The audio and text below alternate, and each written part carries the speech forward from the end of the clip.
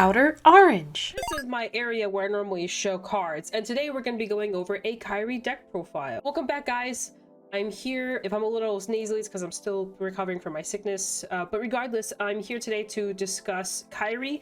Last time I did a deck profile was quite a while ago, and I think the last one I did was actually on the grade 4 decks. But today we're going to be discussing a grade 3 version. And actually, to be honest with you, this deck is actually pretty budget outside of one card, but hopefully that card will lower in price maybe over time. It'll drop, we'll have to see, but it's a promo, and obviously promos are kind of pricey, and hopefully it'll drop. But other than that, this deck is actually pretty budget, so I'm gonna go ahead and tell you guys about it, and I hope you guys like it. It's a different spin on Kairi decks. It's not the usual Kairi decks that most people run. It's very different. I like it. I think it's really fun to play. I will say right now, this isn't a meta deck. If you want to probably optimize this probably isn't the best way to optimize it. However, it's really fun to play, and like I said, it's really cheap, and you can, if you happen to have bought lyrical set 1 stuff like a while ago and they're just kind of collecting dust, now is a good time to bring those back, because a lot of the cards I'll be using are from that set. So let's go ahead and get started. Since this has been my main lyrical deck box, I always put lyrical decks in here for some reason, specifically the lyrical deck that I'm playing. And then sleeves for the Rye decks, I'm using the Nanaha sleeves right now because I love Nanaha. And then the actual sleeves of the deck, I'm using Reindeer G sleeves. So these are the Reindeer sleeves. And before I officially get started, do not forget to shop at 50 Cards Shop. I actually got these sleeves over at 50 Cards Shop, and over at 50 Cards, and then you can also, get other stuff, set 9, jet, whatever you need, OuterOrange if you need any of that stuff. So yeah, let's get started. So for the ride line, the 0 could be anything you want. It does not matter. This is when things get interesting though. For the grade 1, we're running the Ballista card right here. So here she is. So you want to run this for the gem package.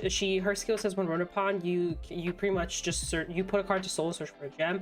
This deck is a soul engine. You want a lot of soul, and so the more soul you have, the better it is. You'll be drawing a lot of free cards for every soul you have, so that's why we want to make sure we're utilizing this. And then obviously the grade 2 kind of goes along with it. She lets you draw an extra card, so essentially you're drawing 3 when you use the gem, which is this gem specifically. We'll be focusing on the ruby gem here for the search. So this is the only gem you need in the deck. You can run multiple copies if you want. I'm choosing to just keep it at 1. You can run more though. Sometimes you do end up drawing into it, which may feel bad because you're not directly searching for it, but it's not the end of the world, because then you can just skip her skill of directly searching for it, which does minus you a card. This way you just play and then instantly get your +3 off of the +3 -1 off of the drawing 2 off of this, drawing this off of this, and then discarding a card. So honestly, it's kind of like a give or take. So regardless, this is the main engine for the soul.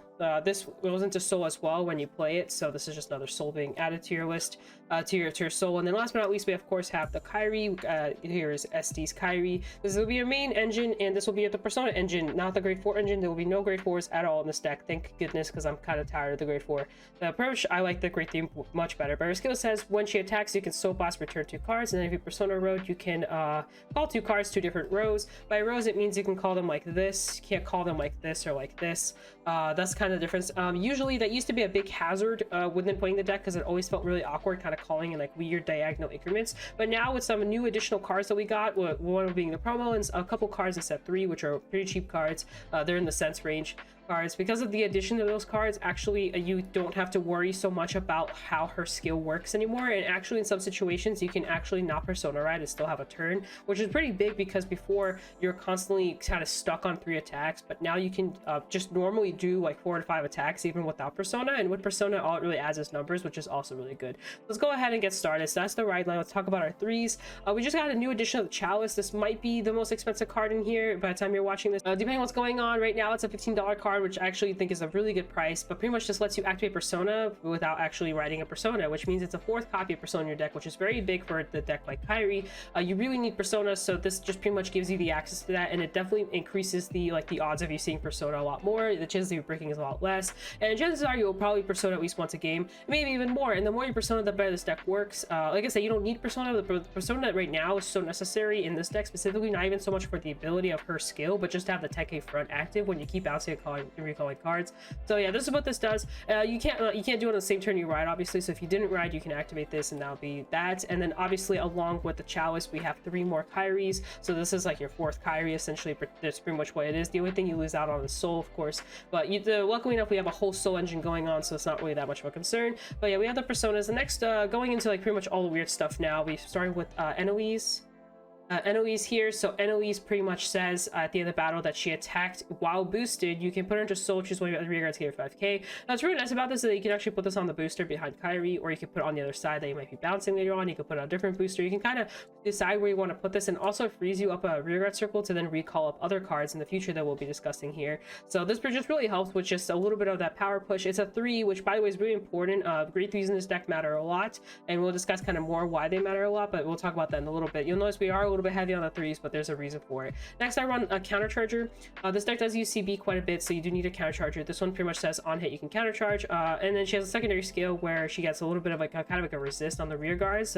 All different card names for her have resist pretty much, or they can't be chosen by card effects, so just a little bit of extra. If you really want, you can make this be one of these if you don't care about the counter charging. I'm kind of here and there about it. I do like that it's a 13k base right here. It's a 13k base, so I kind of like it for that. But like I said, you can make this another copy of these if you really want. I'm just kind of running it like this. This card doesn't really come up too often, but I just like it. Last but not least, I read 4 copies of Calfee. This is from the trial deck. Again, another really insanely cheap card. All the cards I've shown so far have actually all been cheap with the exception of the Chalice. And yeah, pretty much she just on place gets 10k. You can bounce her, recall her back again. Now you might be wondering, why in the world are there so many grade 3 targets? Well, that's because of this card, Floretti. I've talked about Floretti quite a few times because I actually think this card is very, very underestimated right now. This is a set 3 card, and she's actually really cheap, a really cheap set 3 card. But this card's actually really insane. This card is one of those cards where, like, if you read it, you just kind of keep creating scenarios of all the ways she can be used in. But pretty much her skill says when another rear guard is returned to hand by your grade 3 or greater vanguard, you can counterblast, shove her into soul, draw a card, and call 3 to an open rear guard circle. That is pretty huge because 1, you're extending attacks, 2, you're punishing soul, 3, you're drawing a card, and then you're also freeing a rear guard circle board of herself. Like she puts herself in, so she frees a slot open to then recall something out there. Overall, insanely good card. I think the biggest thing about it is that it has a counterblast, but everything else on it is good. And of course, it only activates from your grade 3 or greater vanguard skills, so you can only do it through vanguard skills where this procs. But there's so many cards that proc with it that it just works. So you just have a lot of ways to shove this into soul and then do abilities and kind of do some funky stuff, and that's what makes it really cool. And then the other package of this is this card right here. This is the new promo. This is Asmi is her name. I'm missing 1 right now, but just pretend that this is a 4th copy of her. Pretty much just says looking up pranks are Asmi. She just came out and she has good things and bad things about her. I have a love-hate relationship for this card, but pretty much her skill says when your Vanguard Kairi and its card name attacks, you can counter blast, return this unit to hand, and then call the same exact card to an open rear guard circle, and if you call it, choose one of your vanguards, it gets plus 5k. So essentially what she does is she recalls herself out with a counterblast. Again, it's a counterblast, can be kind of costly, so it's be very cautious how many you can use. It's pretty much, if you've ever played Riviere with the Twa and everything, it's pretty much Selena but with an actual cost behind it essentially, which makes her way more fair. The other thing is she has like literally no power on her, so she's just a 10k. She only gives vanguard power, which can be a hit or miss sometimes. You can double call these if you want, and you can do 2 if you want to do 2 and then give 10k to vanguard. It's pretty nice. But pretty much ideally what makes her so good is that she always gives a 4th attack for Kairi, even when you're not persona riding, even if you miss your grade 4, you know, in other decks, whatever the situation is, she gives you that. And she procs really well with this card. You can proc her skill and then proc Kairi's skill and then get this card to come out, which is just a lot of really nice little bonuses that you can do, and you can just pretty much set up your board in every way you want, and it's just nice. Like you can proc this one first, and then proc Kairi's skill, and then proc this skill, and you'll pretty much have 4 free cards on the board. That's pretty much what it'll do. You can bounce 2, and when you bounce 2, this activates, and you can kind of just do some funky stuff. It works really well, and yeah, you just get free cards, and you're drawing a lot. This draws you cards, this replaces itself, this can come out, these can come out again. Like, it's just nice. Now, here comes kind of like all the weird stuff. I run Fulfill Suites Angelma. This is a grade 1 ghost card actually, and very underrated card actually. I didn't realize just how interesting this card is, but her skill says when your other unit is placed on rearguard circle during battle phase, you just fill West to a draw card. Just straight up draw card. So if you have like all 3 copies of these out and you have 6 soul, you can just draw 3 cards. Very, very interesting approach to this. I read this card one day and I was like, oh, it's not restricted to ghosts, so I thought I'd throw it in here. You're gonna have a lot of soul between this, your Bride Line, the Ruby, and anything else you do, that you will actually be able to proc this several times in the game, so you can just straight up plus like crazy. As long as these, you can just have like 2 on the board and just keep plussing off of them. It's very interesting, so I run them for that reason. They are 6Ks though, which is probably the most painful part about them. Next, just for straight raw power, I run these. These can be whatever you want them to be. This is Considerate Committee Chef Shazne. This can be whatever you want. This just says if your opponent's Vanguard is grade 3 or greater, it gets plus 5k power, so they become 13k beaters late game. You can make these Eileen's, you can make this Yuikas, you can make them whatever you want, to be honest. I just noticed the deck needed boosters, so I put boosters in. If you want to put more grade 3s or more rubies in, by all means have a party. I just want some boosters, so I put these in. There's another 7k that also kind of fulfills a similar role. She gets 2k for every 2 units on the board, so essentially she gets +6 total, making her also 13k beater. She technically starts sooner, so you can also run her as well. I'll put her up on the screen somewhere. I just stuck with this. You can do a lot of different things. I checked like all the grade 1s in Lyrical, and there aren't really that many good options aside from the Eileen and Yuikas. My Yuikas are currently on all my other decks, and I just didn't feel like using Yuika. I just wanted to play a deck without Yuika in it, and so I put these 2 in. Like I said, you can put whatever you want in, but also even for budget reasons, like obviously this is just a better choice. And then you could do it whatever you want it. I also didn't want to waste soul. I want to just keep drawing cards, and so that's another reason why I it this way. I think if you're running the grade 4 engine, since you keep wanting to recall cards out, Yuika makes more sense in that deck. In this deck, since you're constantly persona writing, your front row will just keep getting power. And then I run 4 PGs. I run regular PGs. You can put 1 Blitz in. I actually chose to stick with the regular 4 because you can actually bounce your own perfect guards. So you can call them and then bounce them. You can't bounce a Blitz order. So I think this is actually in some ways more ideal. Sometimes you just won't have the boosters, but you really need boosters to kind of keep your numbers being pressured. And you can always bounce them with Kairi. So you can like call one and just bounce it. So it's not a big deal. So I actually run 4 of the regular ones, but you can put 1 Blitz order in here if you want. And then triggers are kind of funky dory. I run 4 of the draw with a shield on them, and then just 4 of them, and then I run 4 regular crits, just 5k regular crits, and then I run 2 of the soul crits, so just 2 of those. I run 1 front because I don't know, I'm just weird. I really don't have an explanation for this. I just run it. I think the 20k shield is just really nice, and I just didn't feel like finding another SP crit. And long story short, I just want to flex, and I just didn't really feel like finding those SP flex slots. I put this in here. This could be another crit, or it could be another draw. If you want this to be a draw, that's fine. If you want this to be a crit, that's fine. If you want to use a front, that's fine. This could be anything you want it to be. And then obviously there's the over trigger, and then I run 4 heals. 4 heals. And yes, I'm running regular heals, no counter heals, none of that stuff. I don't think counter heals are very good in the current meta at all. Actually, I think they're kind of I think counter heals are just not needed right now at all. I think you can just run vanilla and be perfectly fine. I'm running vanilla, and that's pretty much it. That's the deck. It's a very fun deck. I'm gonna show you guys kind of like a quick mulligan game here, so you kind of see the full action. Hopefully I don't brick too hard. I think the biggest bricking is obviously not finding persona, or not finding your pieces in time. Sometimes it will happen that you just won't see your pieces, or sometimes you'll see them in a weird order. Like this deck, like I said, this deck's fun, but to say it's like super strong or something like that, it's not. And this deck really struggles with numbers, I would say.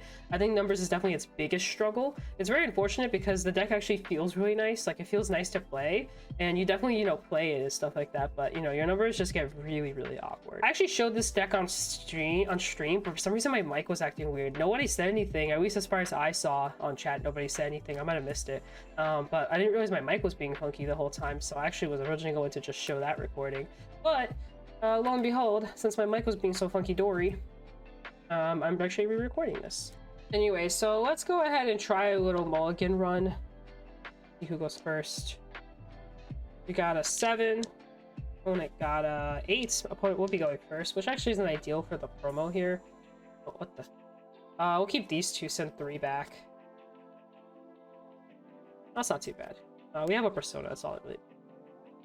But we'll have to, we'll figure it out as we go. If you want a persona and you want like grade 3s. Proc. Soul proc, we'll see. We'll go ahead. I'm actually going to go ahead and drop this card. Like I said, I don't really use that card too often. My opponent did go first, so we went second. So we drew an extra card, now we swing. All effects to Vanguard, then we take a damage. It's a persona, that's pretty painful actually. It's our turn again. We'll ditch this time to then right into the 2, activate the skill to search for the gem here. So we'll grab our gem. Grabbed our gem, and then we'll proc the gem here so you can counter. We shove something into soul. I didn't shove something to soul off the gem skill. So we will put I'm just gonna put this into soul for the gem, and then counterblast for the gem. We'll draw for this, and then we'll draw for the gem.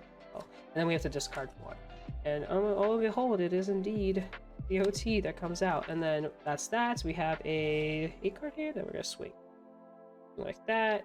Check. It's a chalice, and then it's my opponent's turn. They did go first. Oh wow, that's a lot of those, so they're probably going to beat us down quite a little bit here, and then we'll draw, and we got to drop something, so probably drop Oh, we'll just drop the trigger. It's fine. We'll get our shield back, right? Now here we have a lot of lines of play we can do. We do have the grade 3 condition and everything. I'm probably gonna go ahead and call this card out, call this card out, call this card here, and probably call this here. So this is when that PG comes in handy. And then we're actually gonna go ahead and swing this way. And then we'll swing this way because we need. Then we'll swing this way, and then we'll hopefully that they don't hit a defense at this point. Then we'll counterblast, recall this out, and then use her skill to then counterblast again, put her into soul, draw a card, and call out the Calfee. And then her skill will proc, will soul blast 2, draw a card here, and then we'll do our double check. Oh, here's that front a crit, front crit, etc. Play wherever this has 10k power on it, and then swing with these and pass turn. Now this happened all without Persona. Keep in mind that was a lot of beefy stuff that happened, and we drew extra cards, and our hand's not the healthiest, but it's okay. And then, oh, I forgot to not bounce. I didn't soul blast to bounce. This isn't hand. I forgot to soul blast one to bounce. Anyway, and that's pretty much that. And that's not. It's a very nice little tactic to just set up there. Say we take some more damage, got a defense, and we guard a little bit. Hopefully you survive. Let's have one more turn here, and then we stand our rear guards, draw a card, and now we can Persona Ride, draw.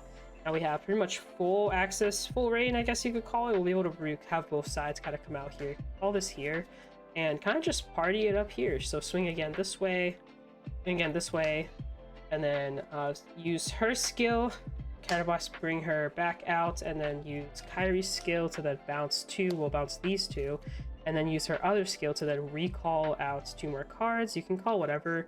We'll probably just call the 1, and then don't forget, since you did call stuff. Oh, actually, I guess when this is placed, you can actually activate that first draw card. We didn't get anything fancy, so it doesn't matter. And then she has an additional 5k, and then these have the Persona Rides, and then this also has additional 10k from her proc. So then we do that. Oh, look, we heal.